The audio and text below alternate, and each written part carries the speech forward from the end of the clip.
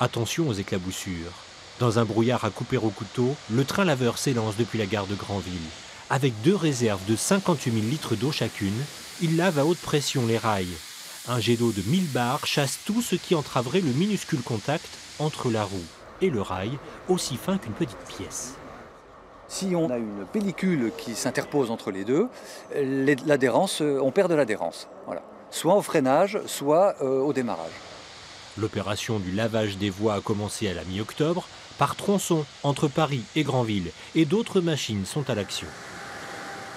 Nous avons des draisines, des engins plus légers avec des brosses métalliques qui passent au maximum tous les 2 jours.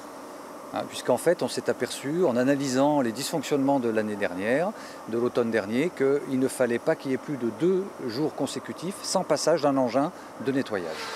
Car à cette même période l'an passé, la situation était déjà critique. Trains retardés, voire annulés, rames abîmées. Pour que les voyageurs ne revivent pas ce cauchemar, la vitesse des trains a également été réduite à 120 km/h sur la ligne. À cette vitesse, les feuilles mortes font moins de dégâts sur les machines. Le temps de parcours s'en trouve donc allongé de 21 minutes, un mal nécessaire selon la SNCF. Ça fait partie du retour d'expérience de ce qu'on a vu l'année dernière lorsqu'on limitait la vitesse des trains.